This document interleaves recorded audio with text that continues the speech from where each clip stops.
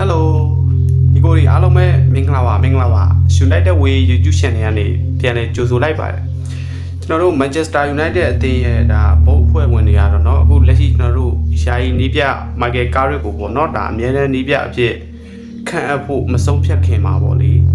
ဒါသူတို့လာမဲ့အခုကျွန်တော်တို့ကန်ရမဲ့ပွဲစဉ်၅ပွဲရဲ့စွမ်းဆောင်ရည်အပေါ်မှာမူတည်ပြီးတော့ပေါ့เนาะတေချာ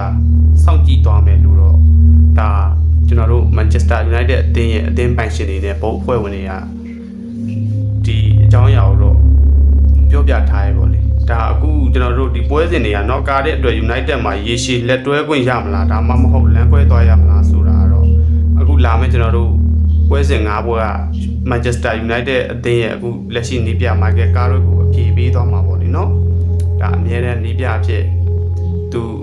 ဒီ၅ပွဲမှာသူတို့ကျင်တဲ့လောက်တဲ့စွမ်းဆောင်ရည်မျိုး Michael Carrick ကလုပ်ပြနိုင်မယ်ဆိုရင်တော့ဒါအမြဲတမ်းနီးပြအဖြစ်ခန့်အပ်သွားမှာပေါ့လေအဲ့လိုမှမဟုတ်ဘူးဒီ၅ပွဲမှာသူတို့ကျင်တဲ့ရလက်မျိုးမရဘူးဆိုရင်တော့ကျွန်တော်တို့ရဲ့ယခုလက်ရှိနီးပြ Michael Carrick ကတော့ Manchester United အသင်းနဲ့လမ်းခွဲသွားရဖို့ရှိရဲပေါ့လေဒါတင်မကဘဲနဲ့တော့အိမ်ခွဲမှာရင်ဆိုင်ရမယ့်မဟာပြိုင်မဲ့လီဗာပူးအမြဲတမ်းကြောက်တွန်းတဲ့ဒီကျွန်တော်တို့ Brighton နဲ့အဝေးကွင်းပွဲစဉ်တွေကဒါ Carrick အတွက်ကိုလုံးဝစိန်ခေါ်မှုပွဲစဉ်အများကြီးစိန်ခေါ်မှုရှိတဲ့ပွဲစဉ်တွေလို့ပြောလို့ရတယ်ပေါ့နော် United ဘုတ်ဖွဲ့နေတဲ့ဒါနေပြခန့်အပ်မှုမှာအမှားရောမခံနိုင်တာကြောင့်ဒီ၅ပွဲမှာပေါ့နော်ဒါဘယ်လိုပဲဖြစ်ဖြစ်ဒီရလက်ရောကစားဟန်မှာကျင်တတ်စေရဖြစ်မှသူတို့ကိုယ်တိုင်ဒါ Michael Carrick ကိုလုံးဝကျင်တတ်တယ်ဆိုမှဒီအမြဲတမ်းနီးပြအဖြစ်ဒါသူတို့ခန့်အပ်သွားမှာပေါ့နော်ဒါကြောင့်ဒီပွဲစဉ်စရာကာရီရဲ့နီးပြဘဝအနာဂတ်အတွက်တကယ်ကိုဆုံးဖြတ်ဖြစ်စေမဲ့ရသက်တစ်ပတ်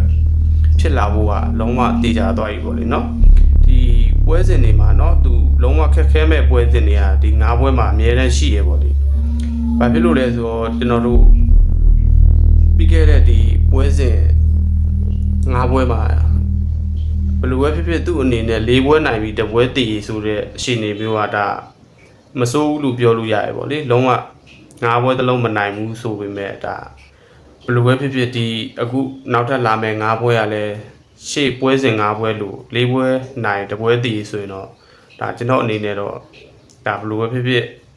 Manchester United အသင်းရဲ့အမြဲတမ်းနီးပြအဖြစ် Michael Carrick ကိုခန့်စေခြင်းပါတယ်ဒီကိုအနေနဲ့ဘယ်လိုထင်ကြလဲဝင်ရောက်မှတ်ချက်ပေးသွားခဲ့ကြပါဦးအားလုံးကျေးဇူးတင်ပါတယ်